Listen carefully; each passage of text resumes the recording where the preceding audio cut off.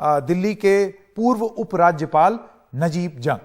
जंग साहब, एनडीटीवी में आपका बहुत बहुत स्वागत। मेरा प्रथम सवाल, सुप्रीम कोर्ट की जो टिप्पणियां हैं उन पर आपका विचार क्या है? संकेत, मैं ये कहूंगा कि देर आए और दुरुस्त आए, क्योंकि जो वातावरण मुल्क में है, जो घटनाएं मुल्क में हुई हैं, इस किस्म की सख्त टिप्पणी की बहुत आवश्यकता है। और मेरी मुराद है सुप्रीम कोर्ट से कि जो आपका लिखित ऑर्डर आएगा उसमें इन टिप्पणियों का स्पष्ट उल्लेख होना चाहिए। नहीं, लेकिन जो लिखित, जंग साहब, जो लिखित टिप्पणी आई है, जो लिखित उल्लेख है, जो ऑर्डर, उसमें इस चीज का जिक्र नहीं है। फाइनल ऑर्डर जिसे कहते हैं, उसमें यह स्पष्ट उल्लेख नहीं है। तो फिर एक कमी रह गई, क्योंकि मुझे ये उम्मीद नहीं है, जो आप इतनी दिलेरी दिखा रहे थे एक बार ये बातें करके कोर्ट में, तो फिर वही बात आपको लिख के भी करनी चाहिए ताकि उसका एक रिकॉर्ड रहे और आम जनता के बीच में, क्योंकि ये AIR की रिकॉर्डिंग्स होती हैं जो साल दर साल सुप्रीम कोर्ट की लाइब्रेरीज में रहती हैं और जिनको कोट किया जाता है केसेस में। तो मेरी तो उम्मीद ये होती कि ये लिखित में आती ताकि सब वकील लोग पढ़ते और इसका उल्लेख करते बार बार अपने बयानात में। जंग साहब, आपको नहीं लगता कि जब इस तरह की बात कही जाएगी, नुपुर शर्मा को जिम्मेदार ठहराया जाएगा और कहा जाएगा कि उदयपुर की घटना होती ही नहीं अगर ये बयान ना होता या बयान ना फैलाया जाता, ऐसा माहौल, मतलब आपको नहीं लगता एक ऐसा माहौल बन रहा है जिसमें उदयपुर की घटना को जस्टिफाई करने की कोशिश की जा रही है, या कुछ लोग इसको जस्टिफाई करने की कोशिश करेंगे या उसके तर्क निकालेंगे, पीछे के तर्क निकालेंगे? इसका मतलब ये तो नहीं है कि आपको कहीं ऐसी बात सुनी तो आप किसी का गला रेत दें? देखिए संकेत, नंबर एक, नुपुर तो एक बहुत लंबी चेन की केवल एक छोटी सी कड़ी है। ये तो बहुत दिन से ऐसी घटनाएं हो रही हैं जो बहुत शर्मनाक हैं। मैं बार बार कहता हूं कि जिस हिंदुस्तान में मैं पैदा हुआ, जिस हिंदुस्तान में मैंने पढ़ाई लिखाई की और जिस हिंदुस्तान में मैंने सरकार के लिए 44-45 साल काम किया, ये वो हिंदुस्तान हम नहीं बना रहे। इस पे दिल टूटने वाली की स्थिति है। अब जहां तक उदयपुर की बात है, तो इससे ज्यादा घिनौनी हरकत हो नहीं सकती।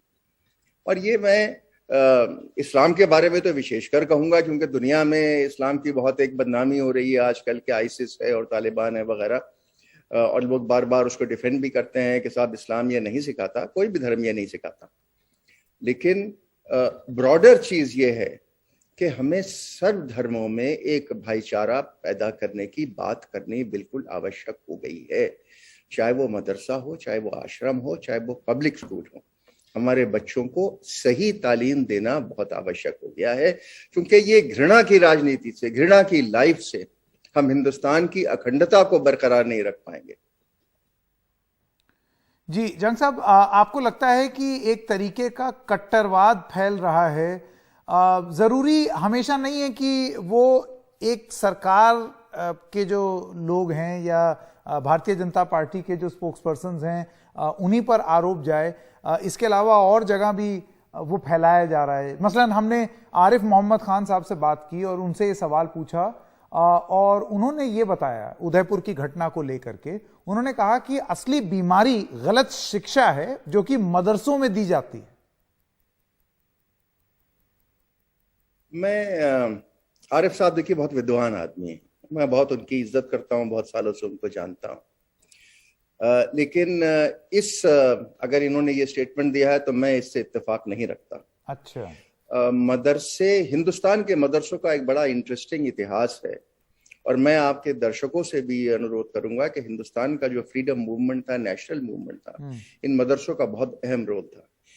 इन मदरसों ने नेशनलिज्म में बहुत आगे बढ़ के, फ्रीडम मूवमेंट में बहुत आगे बढ़ चढ़ के हिस्सा लिया था और ये पाकिस्तान के हक में कभी भी नहीं थे। तो हमारे जो मदरसे हैं वो एक डिफरेंट किस्म के मदरसे हैं। मैं मानता हूं कि इनमें दीनी तालीम दी जाती है और शायद ज्यादा दी जाती है जितनी जरूरत नहीं, लेकिन पिछले 10-15 साल में इन मदरसों में एक चेंज आया है जहां फिजिक्स, मैथमेटिक्स, इंग्लिश भी पढ़ाई जा रही है।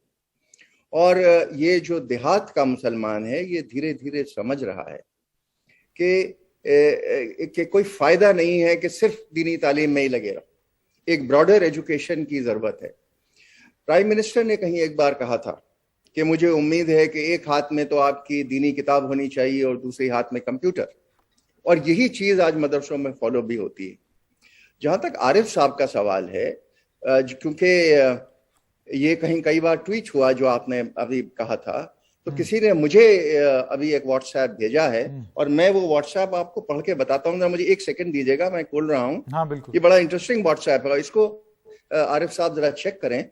ये कहते हैं कि there is a madrasa in a place called Barwara in Uttar Pradesh and he is involve in the madrasa. तो अब अगर मदरसे में आरिफ साहब कोई दिलचस्पी लेते हैं, वहां की पढ़ाई में दिलचस्पी लेते हैं, तो फिर तो एक विरोधाभास पैदा होता है कि एक तरफ वो मदरसा है, एक तरफ अच्छा मदरसा है, एक तरफ खराब मदरसा है। वो किताब कौन सी आई थी कि I am a good Muslim, I am a bad Muslim, तो ये तो कोई बात नहीं हुई। हिंदुस्तान के मदरसे जो हैं वो पाकिस्तानी मदरसे नहीं है। पाकिस्तानी मदरसे जितना आप क्रिटिसाइज करें वो कम है। क्योंकि मैं हमेशा कभी मदरसों को डिफेंड नहीं करता, और मैं हमेशा बात कहता हूं कि इनको मॉडर्न एजुकेशन देनी जरूरी है। हिंदुस्तान का मुसलमान निहायत अंडर प्रिविलेज्ड है, उसको इल्म की जरूरत है, उसको अच्छे एजुकेशन की जरूरत है, उसको मॉडर्न एजुकेशन की जरूरत है। आपको और हमें जो एडवांटेजेस मिले हैं ये अच्छे स्कूलों में जाके, देहात में जो आदमी रहता है, चाहे वो दलित हो, चाहे वो आदिवासी हो, चाहे वो मुसलमान हो, उसको ये प्रिविलेज नहीं मिले हैं। He is being denied the dream of 75 that we took 75 years ago. The tryst with destiny that we speak of. The poor of India had been denied that tryst. तो मेरी तो अपेक्षा ये है मदरसों से भी, स्कूलों से भी, कि हम अपनी एजुकेशन को एक नया मेयार दें, एक नया डायरेक्शन दें जो सेक्युलर हो, जो डेमोक्रेटिक हो। अब ये तो जंग साहब आपने नई बात बताई, हालांकि आप व्हाट्सएप फॉरवर्ड बता रहे हैं, लेकिन हम ये आरिफ मोहम्मद खान साहब से पूछेंगे कि बरवारा नाम की जगह पर आपके बारे में ये कहा जा रहा है कि आप खुद मदरसा में इन्वॉल्व हैं, तो फिर आप किस बिना पर मदरसों की आलोचना कर रहे हैं, तो उनसे ये सवाल पूछा जाएगा।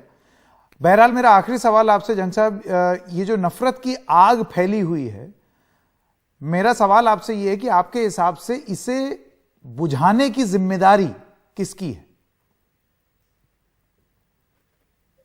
हम सब की है सके।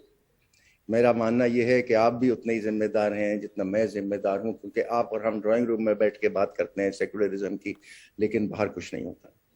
हमारे राजनेताओं की जिम्मेदारी है, हमारे इंटेलेक्चुअल्स की जिम्मेदारी है, हमारे एजुकेशनिस्ट की जिम्मेदारी है, हर एक वर्ग की जिम्मेदारी है कि जो डायरेक्शन हमने लिया है ये इस वक्त गलत है, इसको एक सही डायरेक्शन देने की जरूरत है। दुनिया में जो हालत है, हमारे सब कॉन्टिनेंट में जो हालात हैं वो बहुत डिस्टर्बिंग है। आप अफगानिस्तान से लेके चलिए, पाकिस्तान आ जाइए, म्यांमार आ जाइए, these are very disturbing times, और हम हिंदुस्तान को अफोर्ड नहीं कर सकते। हमको बार बार अपने को याद दिलाना चाहिएगा कि ये गौतम बुद्ध का मुल्क है, ये गांधी का मुल्क है, यहाँ नानक पैदा हुए हैं, यहाँ बुल्ले शाह हुए हैं, यहाँ बाबा फरीद हुए हैं। तो ये जो हमारी सभ्यता है, हमारा कल्चर है, हमारा बैकग्राउंड है, ये हमको याद रखना चाहिए और हर एक वर्ग को याद रखना चाहिए। और माफ कीजिएगा मैं कह रहा हूं, टीआरपीस की खातिर टेलीविजन चैनल्स को भी याद रखना चाहिए। नहीं, बिल्कुल बिल्कुल, इस बात से तो मैं भी इत्तेफाक रखता हूं। नजीब जंग साहब, बहुत बहुत धन्यवाद एनडीटीवी से बात करने के लिए।